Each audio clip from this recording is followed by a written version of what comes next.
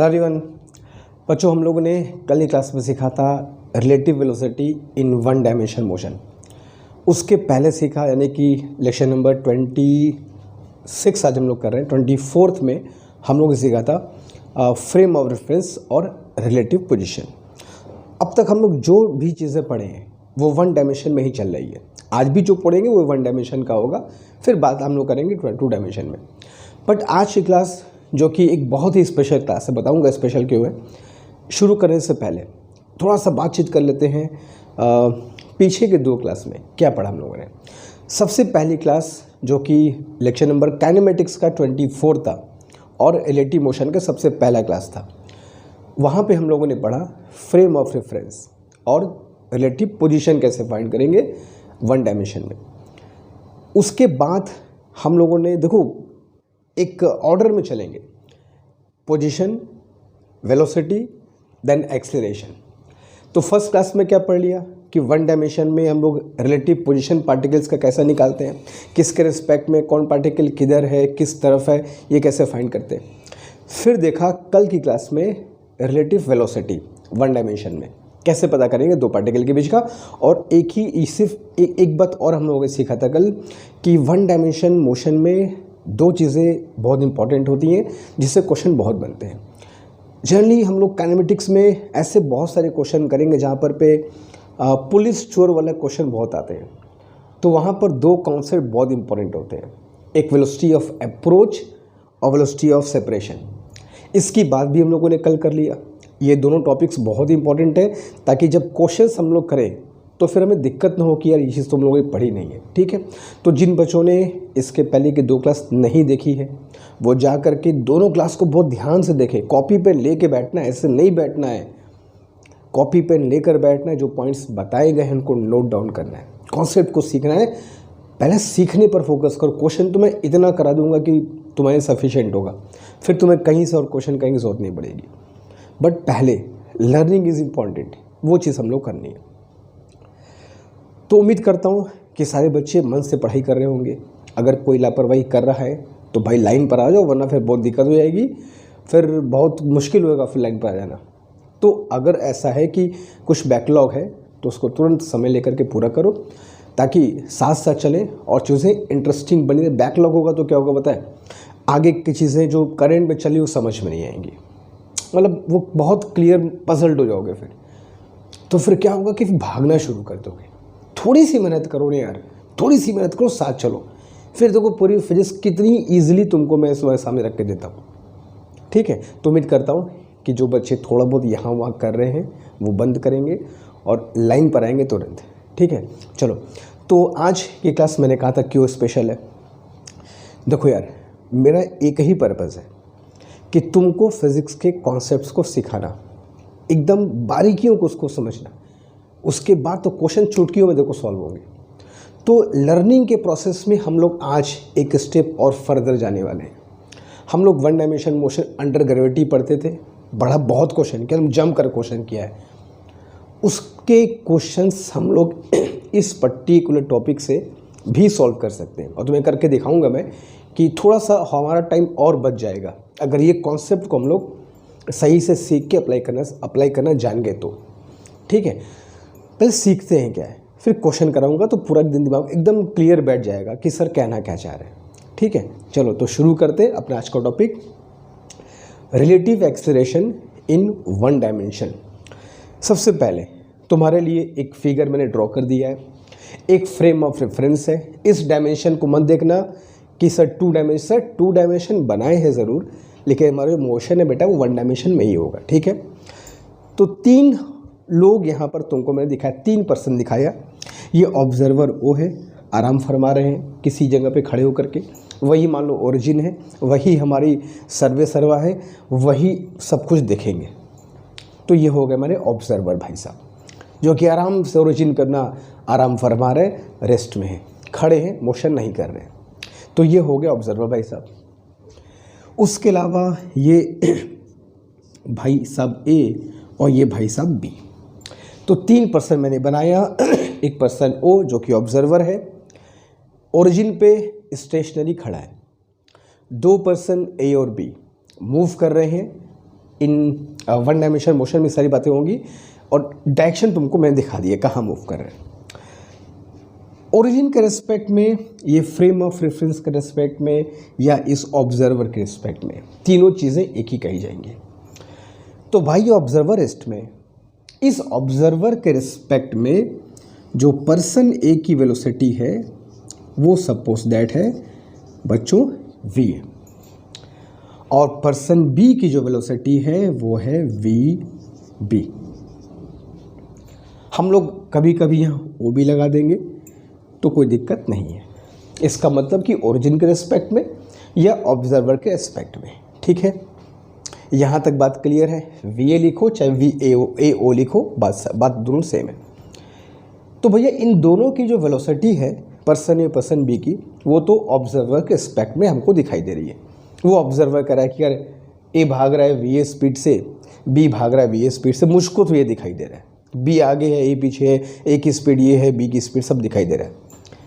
लेकिन मैंने कल बताया था ये तो ऑब्जर्वर का ऑब्जर्वेशन ना।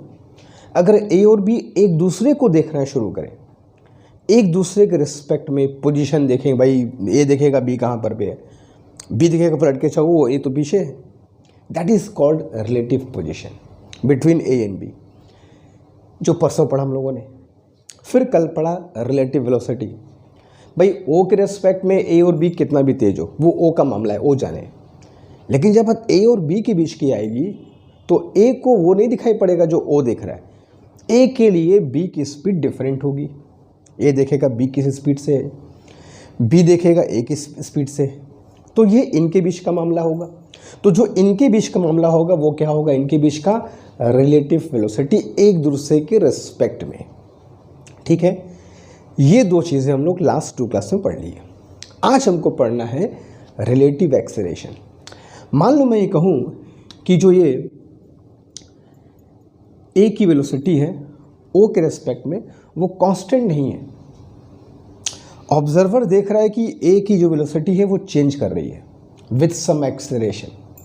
तो ओ के रेस्पेक्ट में ए का कुछ एक्सेलरेशन भी होगा, वो मान लिया मैंने ए मतलब मैं ये एरो हटा दे रहा हूँ। वन डायमेंशन मोशन में हम लोग प्लस माइनस से काम चला सकते हैं, ठीक है। हमेशा की तरह ये डायरेक्शन में क्या लूँगा पॉजिटिव, और ये डायरेक्शन में क्या लूँगा नेगेटिव, ठीक है। तो ऑब्जर्वर के रिस्पेक्ट में पर्सन ए का एक्सेलरेशन ए है, क्योंकि ओ ने देखा कि इसकी वेलोसिटी कांस्टेंट नहीं है, ए में एक्सेलरेशन है और नाप भी लिया उसने कहा एक्सेलरेशन इज ए। उसी तरीके से ओ ने बी को भी देखा, तो ओ के रिस्पेक्ट में बी का भी वेलोसिटी गड़बड़ चल रहा है, घट रहा है बढ़ रहा है वॉट एवर जो भी है। तो ओ ने कहा यार बी भी खुराफात कर रहा है, इसकी वेलोसिटी भी कांस्टेंट नहीं है, और उसने नाप भी लिया और कहा कि वो बी भाई साहब का एक्सेलरेशन है ए बी। बच्चों ये दोनों एक्सेलरेशन ओ के रिस्पेक्ट में है, ऑब्जर्वर के रिस्पेक्ट में है, इस बात को ध्यान रखना। मैं लिख दे रहा हूँ एक बार, अगर नहीं लिखा समझ लेना वो ओ के रिस्पेक्ट में ही होगा। अब जैसे ये तो एक्सेलरेशन इन दोनों का ऑब्जर्वर के रिस्पेक्ट में है, लेकिन आपस में ये दूसरे को देखेंगे तो इनका पोजीशन भी हम लोग चेक किए, इनका आपस का वेलोसिटी भी चेक किए, इनका आपस का एक्सेलरेशन भी तो होगा। अरे यार इसकी वेलोसिटी इसके रिस्पेक्ट में ठीक है बढ़ रही है, लेकिन इसकी वेलोसिटी इसके रिस्पेक्ट में भी तो कुछ चेंज हो रही होगी, वही कहलाएगा acceleration of B with respect to A. और यही नहीं, इसकी वेलोसिटी भी इसके रिस्पेक्ट में कुछ चेंज कर रही होगी, और वो कहलाएगा acceleration of B with respect to A. तो ये जो एक्सेलरेशन है ए और ए बी, ये तो हमने ऑब्जर्वर के रिस्पेक्ट में लिखा है, फ्रेम ऑफ रेफरेंस स्टेशनरी जो बोलो, इनका आपस का भी तो कुछ एक्सेलरेशन होगा, वही हम लोग को फाइंड करना है। तो अगर हम लोग फॉर्मूले की बात करें तो वी ए बी का फॉर्मूला हम लोगों ने क्या लिखा था बालक, V A minus V B, ठीक है। वन डायमेंशन मोशन में जहाँ वी ए वी बी को प्रॉपर साइन के साथ यूज़ करना है, इधर होगा तो प्लस इधर होगा तो माइनस, ठीक है। इस बात को ध्यान, मैं लिख दे रहा हूँ इसको, क्योंकि बहुत इंपॉर्टेंट चीज़ है ये, विथ प्रॉपर साइन, ठीक है, तभी वेक्टर फॉर्म जस्टिफाई होगा ना, ठीक है। तो वेक्टर फॉर्म को हम लोग प्लस माइनस में हम लोग चेंज कर लेते हैं वन डायमेंशन मोशन का। ये सबसे बड़ा फ़ायदा होता है। जहाँ टू डायमेंशन होगा फिर वहाँ पर भी पूरा वेक्टर का रूल अप्लाई करेंगे। ठीक है, चलो, तो ये आ गए velocity of A with respect to B. Velocity of A as seen from the B. B जो देखे वो क्या दिखाई पड़ेगा, ए के लिए ये कहने का मतलब होता है। पोजीशन भी हम लोग चेंज कर चुके हैं, चेक कर चुके हैं, वहीं से तो ये दिया डिफरेंशिएट करके निकाला था हम लोगों ने। लेकिन मुझको एक्सेलेरेशन चाहिए, तो acceleration of A with respect to B is equal to differentiation of velocity of A with respect to B. Simple है, बाय डिफरेंशिएट कर दो वेलोसिटी को आ जाएगा। अब इसको डिफरेंशिएट कर रहा हूँ मैं, तो differentiation of V A minus V B, तो acceleration of A with respect to B, इसको डिफरेंशिएट करूँगा तो क्या आएगा बोला कि A minus A B. Of course ये दोनों ओरिजिन के रेस्पेक्ट में है, ऑब्जर्वर के रेस्पेक्ट में। मैंने कल कहा था ना कि दोनों वैल्यू जिसके रेस्पेक्ट में वो सेम होना चाहिए। ठीक है, ये सब बहुत बेसिक बातें हैं जो तुमको ध्यान रखना है। तो ये हो गया acceleration of particle A with respect to particle B, और ये भी वेक्टर फॉर्म में है, ये भी वेक्टर फॉर्म में है। यानी यहाँ पर भी जो वैल्यूज़ तुमको लेनी है ए बी और ए की, वो भी विथ प्रॉपर साइन होना चाहिए। ठीक है, ए का एक्सेलेरेशन हो या बी का एक्सेलेरेशन हो, प्रॉपर साइन के साथ रखना है। साइन कन्वेंशन ऊपर दिखा दिया गया है, या क्वेश्चन में तुमको जो कन्वीनियंट लगे अपने हिसाब से साइन कन्वेंशन चूज कर सकते हैं। यहाँ तक क्लियर है? तो जैसे पोजीशन फाइंड करते हो, जैसे वेलोसिटी फाइंड करते हो, वैसे ही एक्सेलेरेशन भी फाइंड करना है वन डायमेंशन मोशन में। रिलेटिव एक्सेलेरेशन की बात हो रही है। या अगर मैं तुमको बताना चाहूँ कि ये तो एक्सेलेरेशन ऑफ ए है विद रिस्पेक्ट टू बी, तो मतलब अगर बी देखेगा ए को, तो ए की वेलोसिटी बी के हिसाब से कैसे चेंज कर रही है, यही कहने का मतलब है। और अगर ए देखे बी को, ए देखे बी को और ए के रिस्पेक्ट में बी का एक्सेलेरेशन हम निकालना चाहें, यानी कि acceleration of B with respect to A. B को अब ए देख रहा है और ए के हिसाब से बी के वेलोसिटी में जो चेंज हो रहा है उसमें इंटरेस्ट है ए का, तो क्या फॉर्मूला हो जाएगा ये? This formula will be A B minus A ए।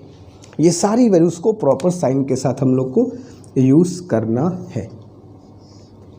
ठीक है, तो इस तरीके से हम लोग फाइंड कर सकते हैं एक्सेलेरेशन, रिलेटिव एक्सेलेरेशन दो पार्टिकल का इन स्ट्रेट लाइन मोशन। ठीक है, इन वन डायमेंशन मोशन। यहाँ तक क्लियर? चलो, अब एक चीज़ मैं तुमको बताता हूँ। हम लोग वन डायमेंशन मोशन पढ़े थे विथ कांस्टेंट एक्सेलरेशन। ठीक है, लाइक मैं तुमको यहाँ लिख के दिखाता हूँ। हम लोग ये फॉर्मूला पढ़े थे, v is equal to u plus a t, s is equal to U T plus half A T square, v square is equal to u square plus two s. ठीक है, हम लोग ये तीन फॉर्मूले पढ़े थे मोशन विथ कांस्टेंट एक्सेलरेशन। ठीक है, हम लोग अच्छे से पढ़े थे इसको, बहुत जम कर क्वेश्चन सॉल्व किया, एकदम खूब दम तबाही मचा दिया हम लोग जितना क्वेश्चन सॉल्व किया। इसमें हर एक वैरायटी का क्वेश्चन सॉल्व किया है, कुछ भी अनटच नहीं रहा है, सब कुछ टच कर लिया हम लोग इसमें। अभी एक चीज़ और बाकी है।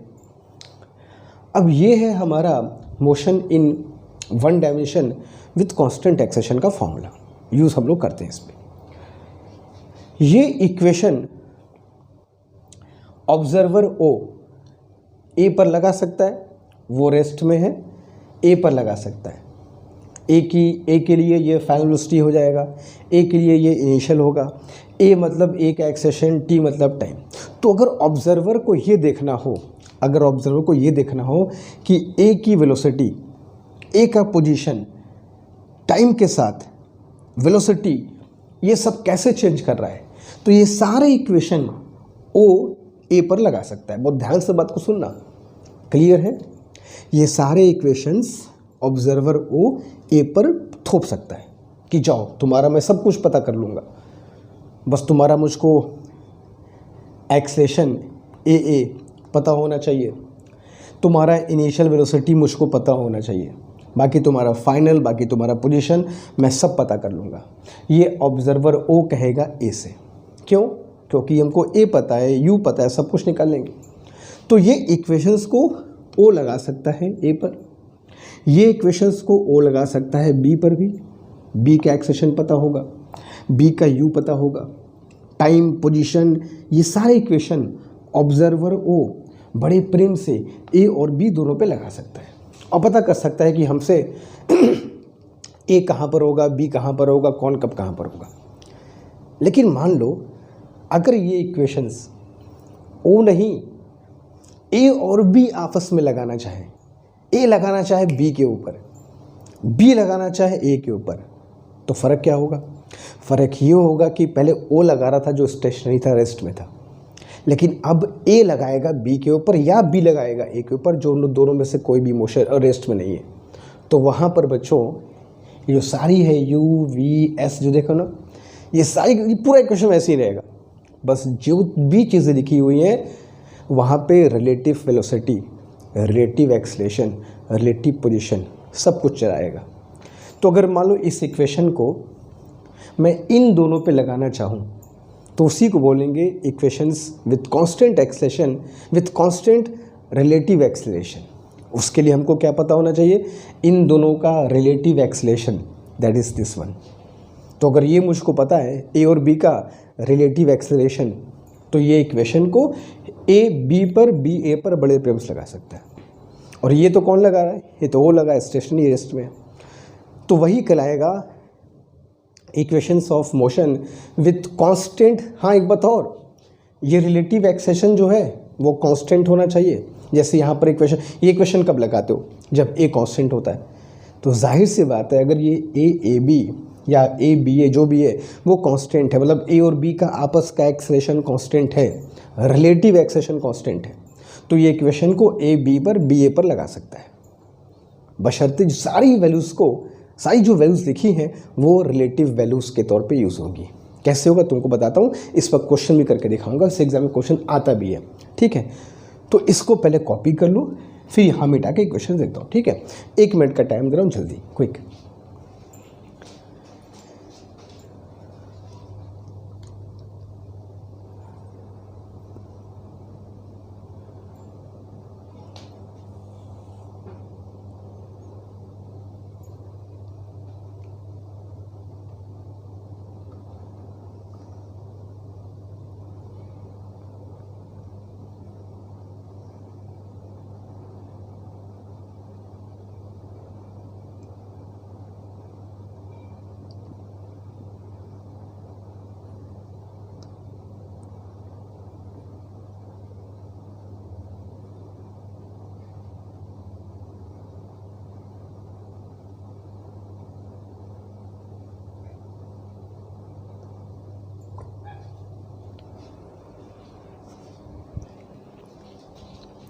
ओके, सबने कर लिया होगा, इक्वेशंस को नोट कर लिया। अगर दिक्कत हो तो पॉज करके आराम से नोट कर देना। ठीक है, चलो, तो अभी मैं तुमको जो इक्वेशन लिखता हूँ वो क्या है उसको देखते हैं पहले।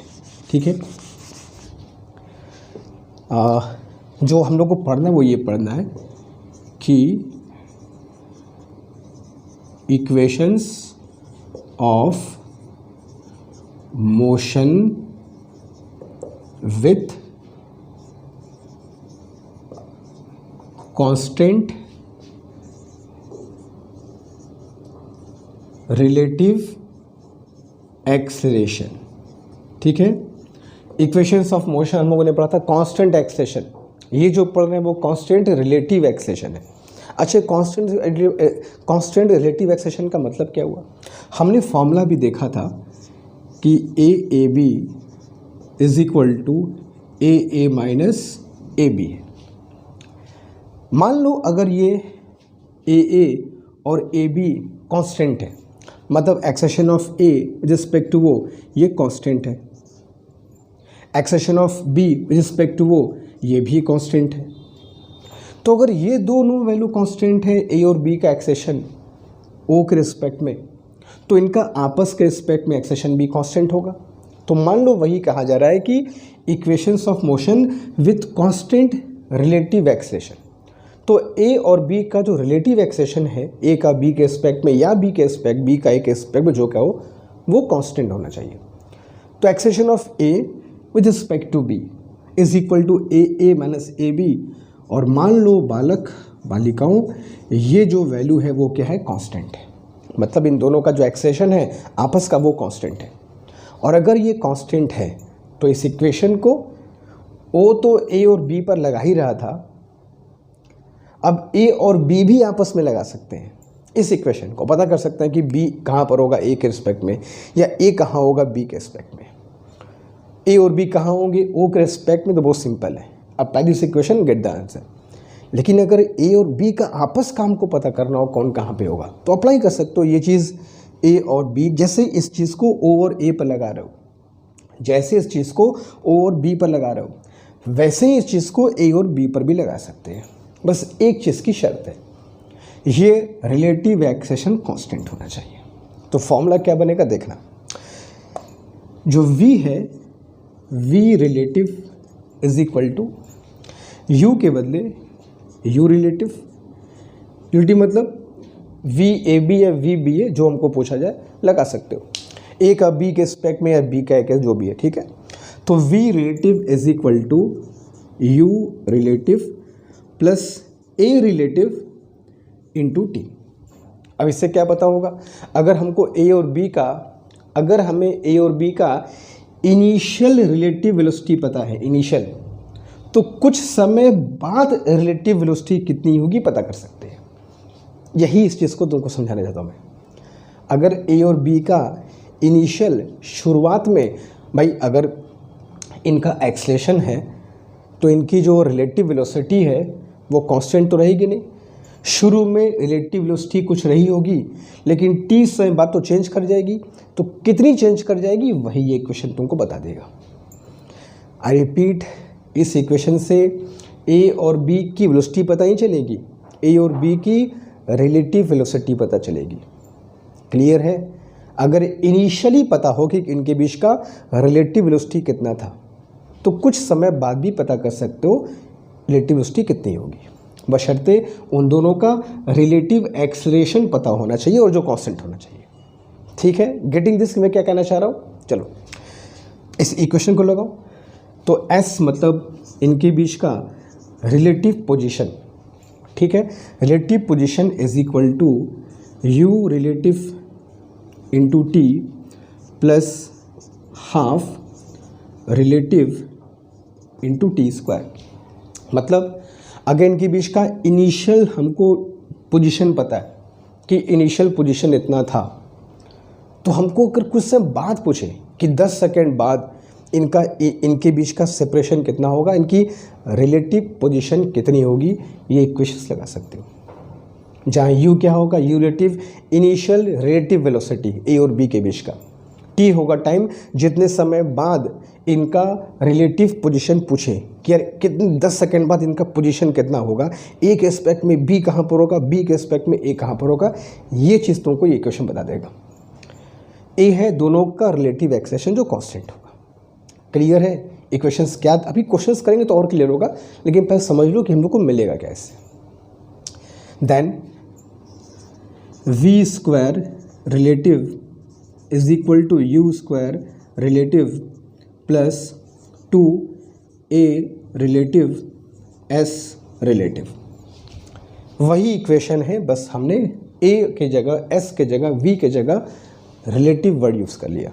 जहाँ u होगा वहाँ पर रिलेटिव u लेकर के आओगे, जहाँ पर v होगा हम वहाँ रिलेटिव v लेकर के आओगे, जहाँ पर a होगा वहाँ रिलेटिव a लेकर के आओगे, जहाँ पोजीशन होगा वहाँ रिलेटिव पोजीशन लेकर के आओगे। तो इससे मुझको पता चल जाएगा जहाँ पर u क्या है, दोनों का इनिशियल रिलेटिव वेलोसिटी, v क्या है फाइनल रिलेटिव वेलोसिटी, a क्या है रिलेटिव एक्सेलेरेशन जो कांस्टेंट होना चाहिए, और s क्या है उनके बीच का relative position after some time. तो ये इक्वेशन जो हम लोग लिख रहे हैं ये किसके बीच के लिख दे रहा हूँ, ये है बिटवीन A एंड B। ये ए और बी के बीच की बात है। अगर ए बी पर लगाना चाहे उसकी पोजीशन, वेलोसिटी, तो उसके बीच की ये तुम अप्लाई कर सकते हो। तो इस इक्वेशन को हम लोग अप्लाई कर सकते हैं ए और बी के बीच कि इनके रिस्पेक्ट में कितना होगा। ए के रिस्पेक्ट में बी की वेलोसिटी कितनी होगी, बी के रिस्पेक्ट में ए की वेलोसिटी कितनी होगी, ए के रिस्पेक्ट में बी किधर होगा, बी के रिस्पेक्ट में ए किधर होगा, ये पता कर सकते हैं। और अगर ओ के रिस्पेक्ट में पता करना हो, ओरिजिन जो ऑब्जर्वर वहाँ पे खड़ा है, दीज आर द इक्वेशंस। ठीक है, ओ का ए के साथ लगाओगे तो यहाँ पे ए की वैल्यू ये वाली हो जाएगी, ओ का बी के साथ लगाओगे तो यहाँ ये वाली वैल्यू इसकी हो जाएगी, और तो बेचारा रेस्ट में ही है। और अगर आपस की बात है, ये इक्वेशन लगाओगे। तो इसी को कहते हैं बच्चा equations of relative equations of motion with constant relative acceleration. इस बात पे फोकस करना। ठीक है, क्लियर है? तो आई थिंक ये पूरा कॉन्सेप्ट क्लियर हो गया होगा कि ये कब होता है, इसका क्या मतलब है और इसका क्या मतलब है। लेकिन सिर्फ इतने से बात नहीं बनेगी। अभी करेंगे कुछ क्वेश्चन करेंगे, समझेंगे इसको अप्लाई कैसे करना है। तब यहाँ पर और बात बैठेगी और हमारा दिमाग खुलेगा और कॉन्सेप्ट बढ़ेगा। हम हर दिन अपने आप को अपग्रेड करते जा रहे हैं। Relative position, relative velocity, relative acceleration, concept को सीख रहे, अपग्रेडिंग होता है। बाकी प्रैक्टिस करो, कोई दिक्कत नहीं आएगी। अच्छे से कॉपी कर लो।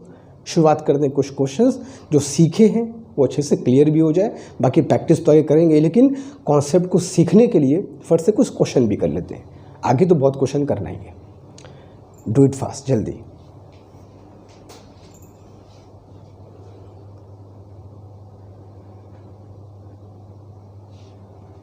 ओके, तो अब हम लोगों ने जो सीखा, जो समझा, जो कॉन्सेप्ट सीखा, उसको एक क्वेश्चन में अप्लाई करके सॉल्व करने की कोशिश करते हैं। देखते हैं क्वेश्चंस कैसे करते हैं, क्वेश्चन कैसे बनते हैं और क्वेश्चन में कैसे क्या पूछा जाएगा।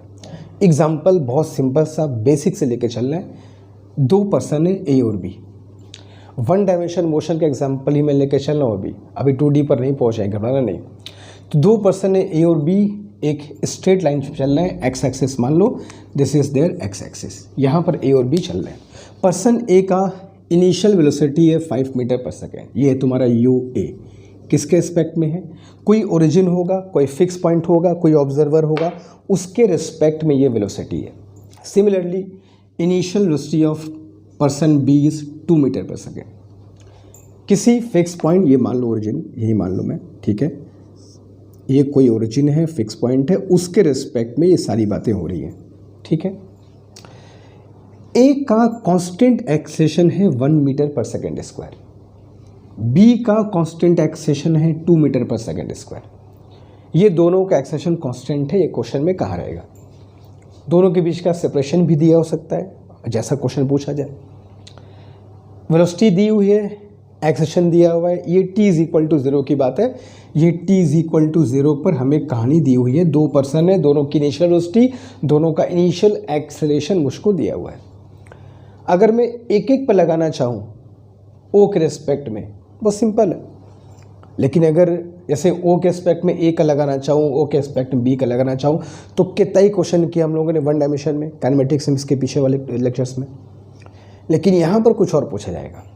पूछा तुमसे जाएगा कि at t is equal to 10 second, at t is equal to 10 second दो चीज़ बताओ।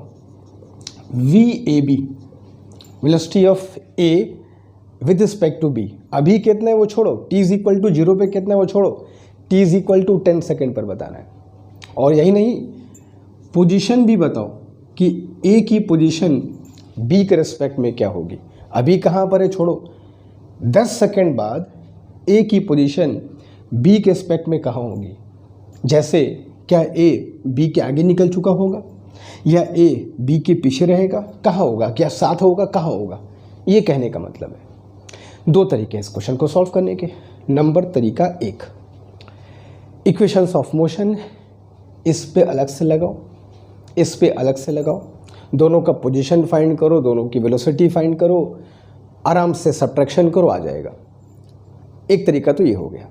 इक्वेशंस ऑफ मोशन अलग अलग, ए पर भी लगाओ, बी पर, थोड़ा सा वो टाइम टेकिंग हो जाएगा। फिर ए पर लगाओ, बी पर लगाओ, दोनों का नहीं, दोनों को सब्ट्रैक्ट करो, फिर आएगा।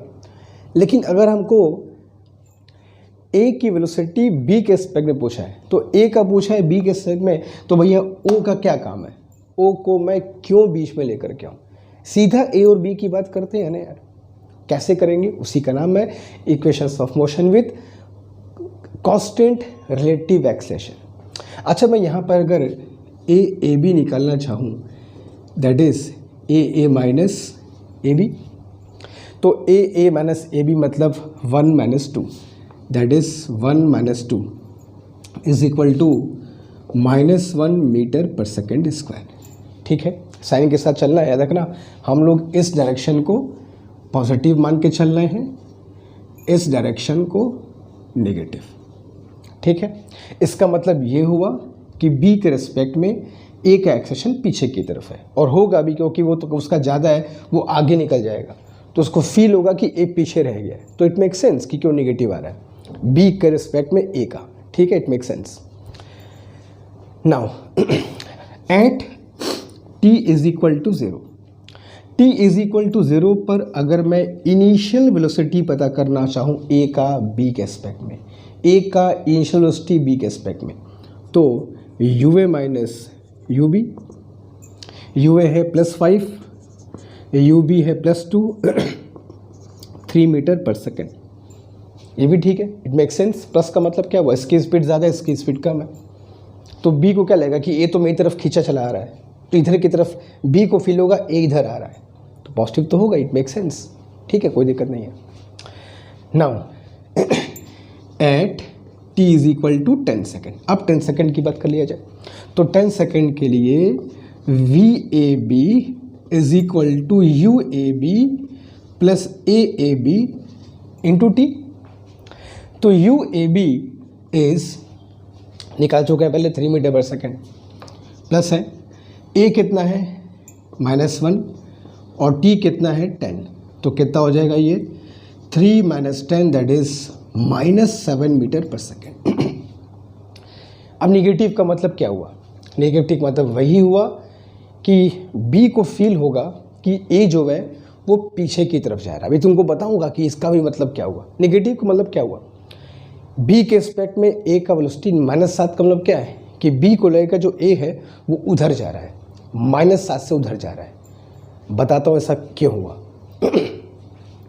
अगर अलग अलग लगाऊं, इसका एक्सेशन है 1, 10 सेकेंड में अगर 1 है, 1 सेकेंड में 1 बढ़ेगा वेलोसिटी, तो 10 सेकेंड में बढ़ करके 10 हो जाएगा, तो 10 बढ़ा 5 पहले था, तो ए का जो वेलोसिटी आएगा, कहाँ लिखूँ मैं कहीं पर पे ताकि तुम्हें कोई दिक्कत ना हो, तो ए का जो वेलोसिटी आएगा वो आएगा ऐसे 15 मीटर पर सेकेंड 10 सेकेंड बाद। बी का चेक करो, बी का ए कितना है 2, 10 सेकेंड बाद कितना हो जाएगा 2 4 6 करते करते 10 सेकेंड तो 20, तो 20 बढ़ गया 2 पहले, तब कितना हो गया 22, ये हो गया तुम्हारा 22। देख लो, ए चल रहा है 15 से, बी चल रहा है 22 से। 10 सेकेंड बाद, शुरू का तो 5 और 2 था, शुरू का तो 5 और 2 था, ये 10 सेकेंड बाद ही कंडीशन है, तो 10 सेकेंड में बी का 22 है और ये बेचारा 15 पे है, तो बी तो आगे निकलता जाएगा, कितने से 7 कहाँ से, डिफरेंस दोनों का है 22 - 15 7, तो बी चूँकि आगे निकलता जा रहा है इससे लगेगा कि ए जो है वो पीछे जा रहा है, इसलिए वैल्यू कितनी आई है -7। देख लो वहाँ से, चीज़ों को समझो कि वो चीज़ जो चीज़ आ रही है उसका मतलब क्या है। -7 का मतलब क्या, बी गले यार हम तो खड़े हैं, एक खिसक रहा है 7 मीटर पर सेकेंड से पीछे, जस्ट लाइक दैट। वही एग्जांपल, तुम ट्रेन में हो, तुमको लगता है कि जो पेड़ है वो पीछे खिसक रहा है, मगर तुम आगे जा रहे हो, वही है। जो आगे जा रहे हैं बी 22 मीटर पर सेकेंड से, ए बेचारा 15 पे चल रहा है, तो बी को क्या फील होगा, हम आगे जा रहे हैं, डिस्टेंस दोनों की बढ़ रही है, मगर बी को फील होगा ए पीछे रह जा रहा है विथ 7 मीटर पर सेकेंड, दैट मेक सेंस -7। ठीक है, तो अलग अलग भी निकाल के कर सकते हो आंसर, कोई दिक्कत नहीं है, मगर जो पढ़ रहे हैं उस मेथड को ही फॉलो करते हैं पहले। तो कुछ सीखना इंपॉर्टेंट है यार, learning is more important, concept घुसना इंपॉर्टेंट है। तुम कैसे कर दुनिया से कोई मतलब नहीं है, तुमको ज्ञान है बस, इससे मतलब है। चलो अब उनके बीच का रिलेटिव पोजीशन निकाल लिया जाए। position of A with respect to B, that is UAB plus half AB into T square। तो UAB इनिशियल कितना था 3 + 3 प्लस हाफ AAB कितना है -1, T का स्क्वायर 10 का स्क्वायर 100। अच्छा UAB इंटू T कौन करेगा, है ना, T भी तो होता है ना, UT प्लस हाफ है T स्क्वायर, तो 3 इंटू 10, तो ये कितना आ जाएगा 50, that is 30 minus 50 is equal to कितना आएगा -20 metre. Position of A respect to B -20 का क्या पता है, बी इधर होगा और ए पीछे होगा, तो बी दिखेगा तो ए दिखाया नहीं, वो तो 20 मीटर पीछे है, तो मेरे रिस्पेक्ट में बी उधर है, सॉरी ए मेरे रिस्पेक्ट में ए उधर है, उस साइड इधर जाऊँगा तो क्या हो नेगेटिव हो जाएगा -20, तो बी के रिस्पेक्ट में ए उस साइड है 20 मीटर दूर, अभी पीछे ही है, दैट मेक्स सेंस नेगेटिव आने का, ठीक है। तो ये दो चीज़ पूछा गया था, velocity of A with respect to B and position of A with respect to B. यहाँ तक क्लियर है, बात सही है। अच्छा अगर मैं तुमको इसको भी करके दिखाऊं कि ये कैसे, उसको भी देख लो, अगर कॉन्सेप्ट और क्लियर करना है। अगर मैं अलग अलग इक्वेशन लगाऊं एस ए, अगर मैं अलग अलग तुम्हें करके दिखाऊं S A is equal to U T plus half A T square में लगा दूं, तो u कितना है इसका 5 इंटू 10 प्लस a कितना है इसका 1, 10 का स्क्वायर 100, तो कितना आएगा 100 मीटर, यानी ये 100 मीटर आगे चला जाएगा। एस बी निकालूँ तो एस बी यू कितना है उसका 2, टी कितना है 10 प्लस हाफ ए कितना है उसका 2, टी स्क्वायर 100 कितना आएगा 120 मीटर। देख लो ए चला गया 100 मीटर दूर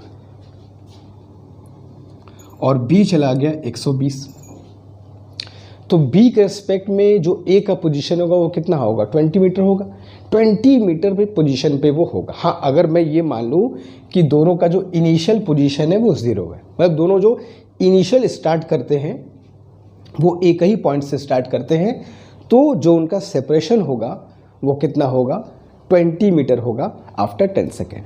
हाँ बशर्ते इनिशियल सेपरेशन 0 है, ठीक है। तो यहाँ तक क्लियर है, कैसे निकाला, ये 100 आ गया, ये 120, भाई ए चला 100, बी चला 120, तो बी तो आगे निकल गया, तो बी आगे निकल जाएगा तो क्या पाएगा कि ए जो है वो 20 मीटर पीछे रह गया, तो बी के रिस्पेक्ट में ए का पोजीशन क्या होगा -20। Given that both A and B start with same position से स्टार्ट करते हैं, तो इस तरीके से फाइंड कर सकते हो उनके बीच का रिलेटिव पोजीशन। यहाँ तक क्लियर है। चलो तो हमारा आंसर यहाँ से आ गया था, वो तो ये दोनों मैं तुम्हें करके दिखाया कि देखो एक्चुअली इसका मतलब क्या है, ये -20 का मतलब क्या, -7 का मतलब क्या है। तो इस तरीके से हम लोग अप्लाई कर सकते हैं इन इक्वेशंस को दो पार्टिकल के बीच में रिलेटिव मोशन पे, जो हम लोग एक पार्टिकल पे लगाते दो पार्टिकल के बीच लगा सकते हैं, बशर्ते रिलेटिव एक्सेशन कांस्टेंट होना चाहिए। मगर एक क्वेश्चन से बात नहीं बनेगी, इसको करोगे तो भी चलेंगे आगे नेक्स्ट क्वेश्चन की तरफ। Do it fast. चलो बच्चों एक क्वेश्चन और करते हैं और इसको समझते हैं, और इस कॉन्सेप्ट को और कहाँ अप्लाई कर सकते हैं हम लोग। जैसे मोशन द ग्रेविटी होता है, बड़ा तबियत से इसको अप्लाई कर सकते हो मोशन द ग्रेविटी में। मोशन द ग्रेविटी में सबसे अच्छी बात यह है कि जो बॉडी मूव करती है सभी का एक्सेलेरेशन ग्रेविटी के बराबर होता है, जी के बराबर होता है, तो इनका रिलेटिव एक्सेलेरेशन हो जाता है 0। तो बड़ा मज़ा आएगा इस क्वेश्चन को सॉल्व करने में। क्वेश्चन क्या देखते हैं पहले क्या कह रहा है। ऐसा क्वेश्चन किया भी हम लोगों ने पहले, मगर वहाँ पे मेथड डिफरेंट था, वहाँ तो पढ़ा ही नहीं किया था रिलेटिव मोशन उस वक्त, तो वहाँ पर कैसे इस कॉन्सेप्ट को तुमको बता सकता था मैं। आज सीखे तो आज करेंगे इसको हम लोग।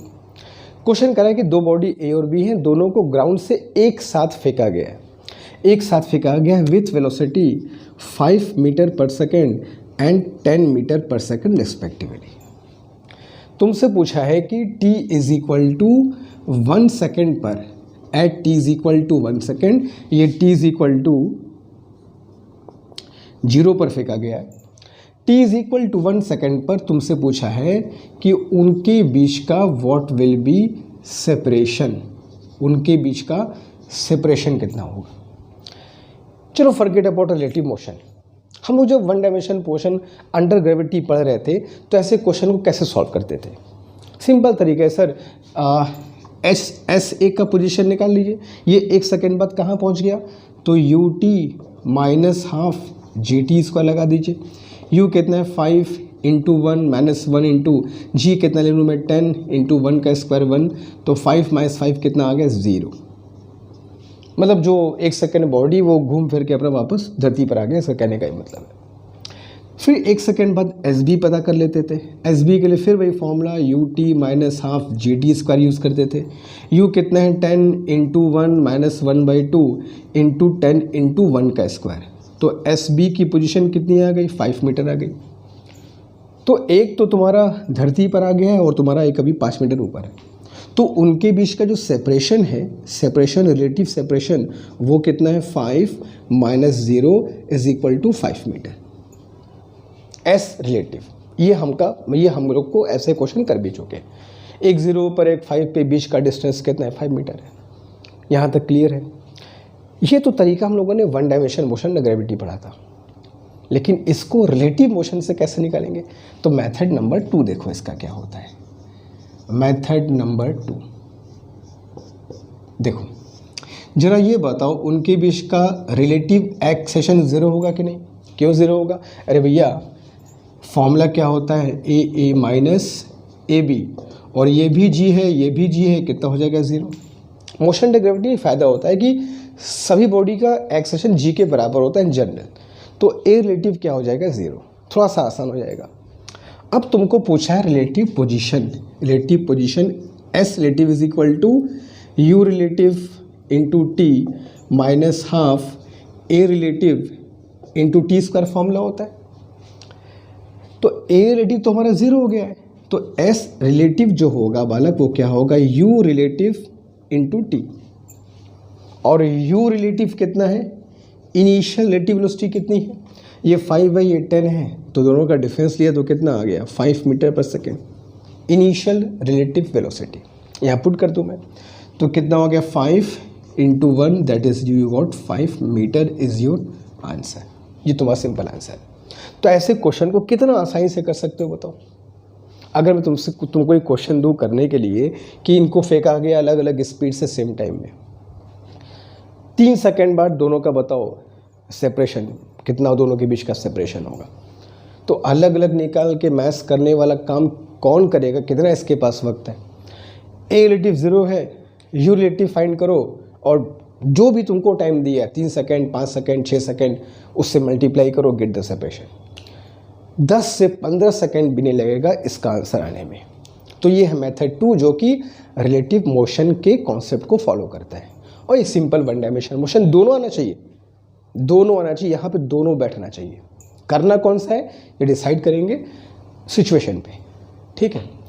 तो चलते हैं नेक्स्ट क्वेश्चन की तरफ। बेसिक कॉन्सेप्ट समझा रहा हूँ, क्वेश्चन की प्रैक्टिस अभी बहुत करेंगे आगे आने वाला, जो सीखे हैं आज उसको समझाने की कोशिश कर रहा हूँ मैं। थर्ड की तरफ चलेंगे, डू इट फास्ट।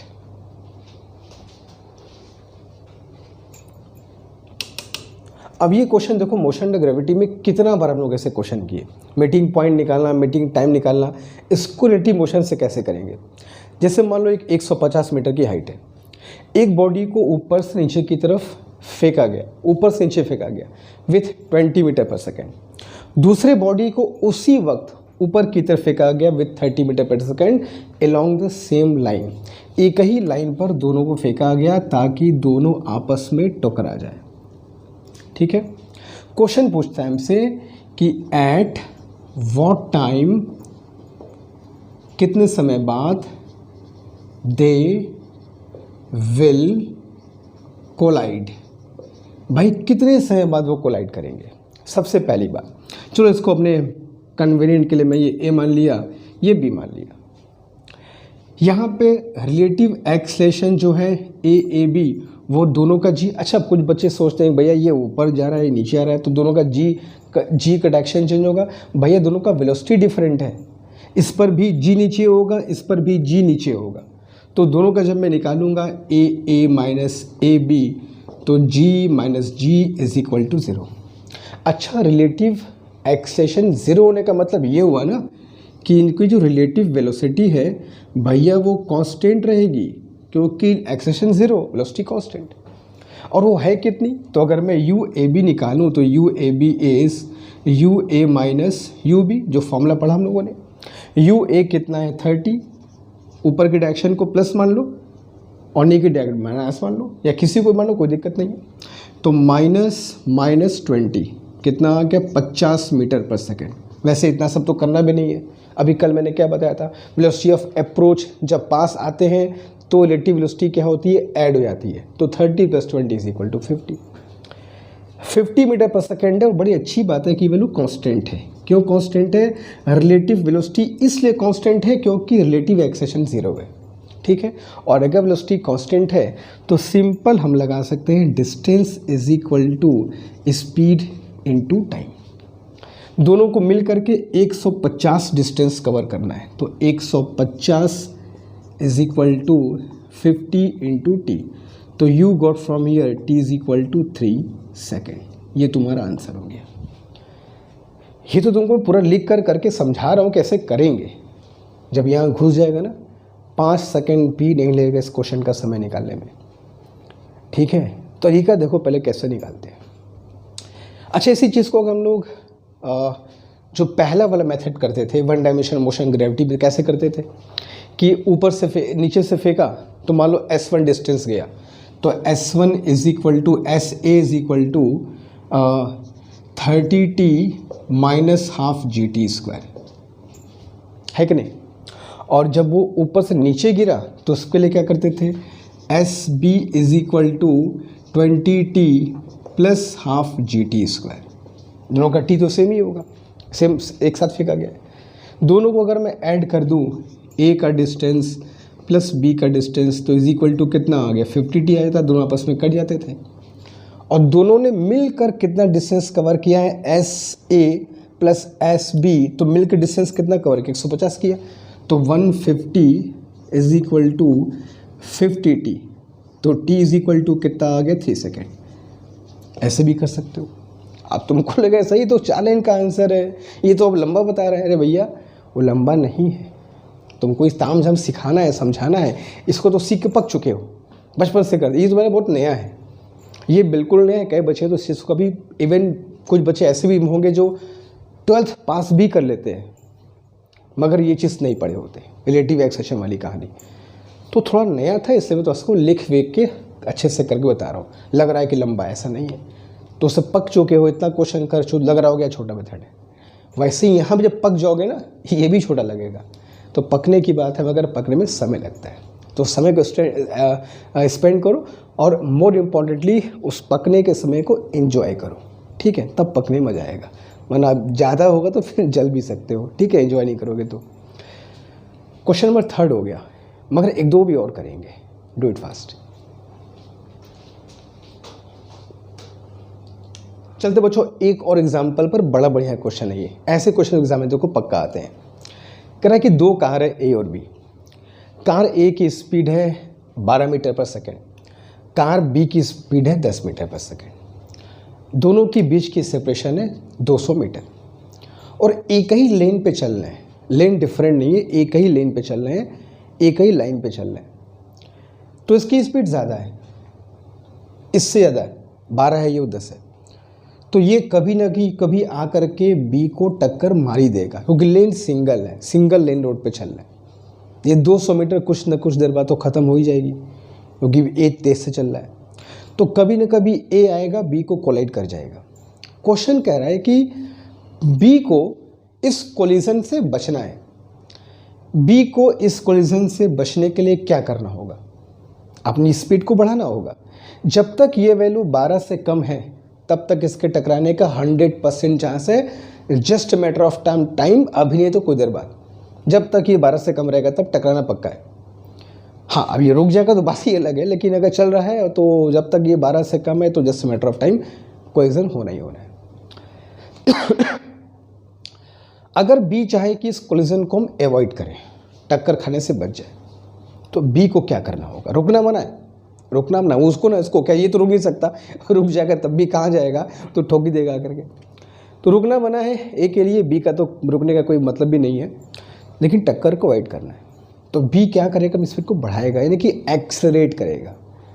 तो वही क्वेश्चन पूछा तुमसे बेटा कि कार बी का minimum acceleration, A minimum of car B, car B का मिनिमम एक्सेलेशन का मैक्सिमम तो जितना था उसका इतना करो, क्या दिक्कत है, मिनिमम कितना होगा, किस लिए, टू अवॉइड द टक्कर, अवॉइड द कोलिजन। ए का एक एस्पेक्ट में, सॉरी एक नहीं, बी का एक्सेशन कितना हो ग्राउंड के एस्पेक्ट में। चलो मैंने मान लिया इसका एक्सेशन है ए, ग्राउंड के एस्पेक्ट में, और इसका एक्सेशन 0 है, इसकी स्पीड कांस्टेंट स्पीड से चलेगा।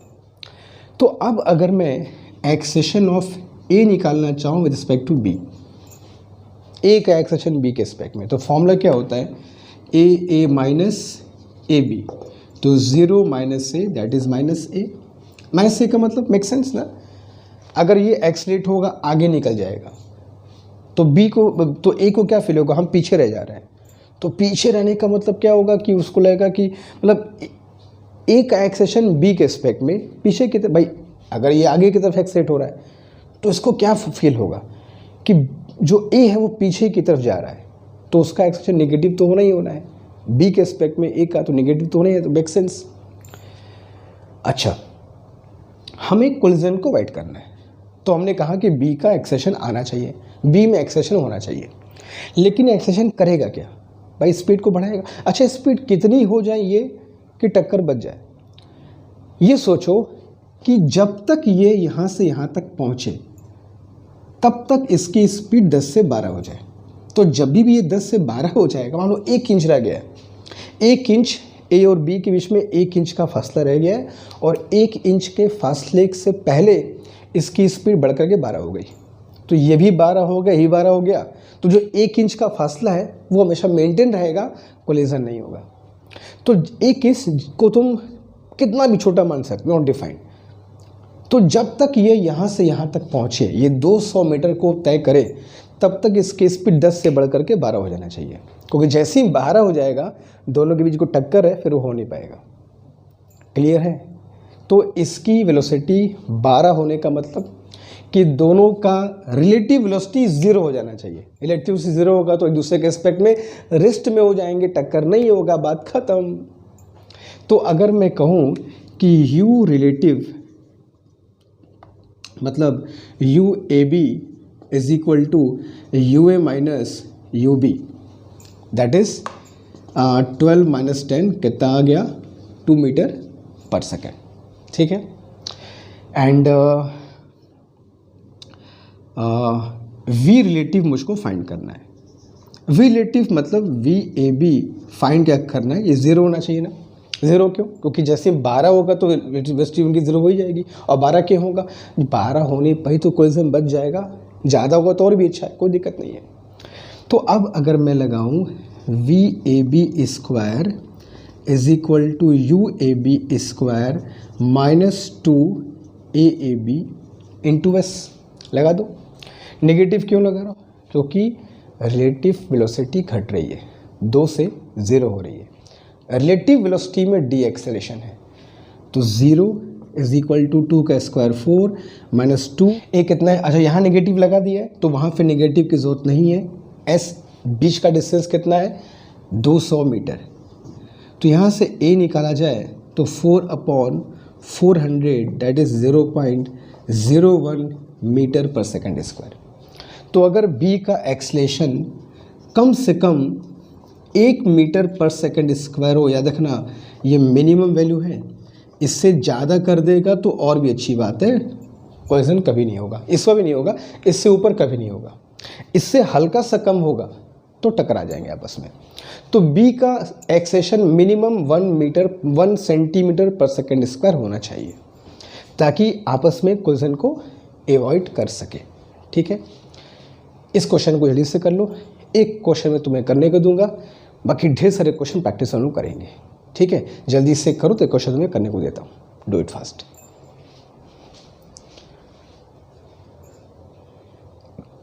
अब ये एक छोटा सा क्वेश्चन है जो सारे बच्चे इस क्वेश्चन को करके इस क्वेश्चन का आंसर सारे बच्चे मुझे कमेंट बॉक्स में बताएंगे और मैं देखता हूँ सारे बच्चों का आंसर बहुत अच्छा आता है और हमेशा कहता हूँ कि मेरी बहुत अच्छी बात होगी कि 99.99% बच्चों, कभी कभी 100% बच्चों का आंसर सही होता है।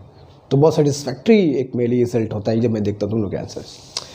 तो इस क्वेश्चन का आंसर सारे बच्चे मुझे कमेंट बॉक्स में बताएं। घबराना नहीं है, अभी क्वेश्चन सिर्फ इतने ही नहीं है, ये तो आज कॉन्सेप्ट को सिखाने के लिए तुमको प्रैक्टिस में करा रहा था। अभी और क्वेश्चन आएंगे सेपरेट क्लास में, अलग से डिस्कस करेंगे ढेर सारे अलग अलग वैरायटी के सवाल। ठीक है, तो आज के लिए इतना ही। इस कॉन्सेप्ट को ध्यान से समझो, सीख लो और जो चीज़ें बताई गई उसको नोट डाउन करो। फिर भी कोई दिक्कत हो कमेंट बॉक्स में बताओ, will discuss in the next class. ठीक है, मिलते नेक्स्ट क्लास में कुछ नए कॉन्सेप्ट के साथ, कुछ नए लर्निंग के साथ, फिजिक्स के कुछ नई बारीकियों के साथ। तब तक जी जान से पढ़ते रहो, everything will depend on you. Thank you so much.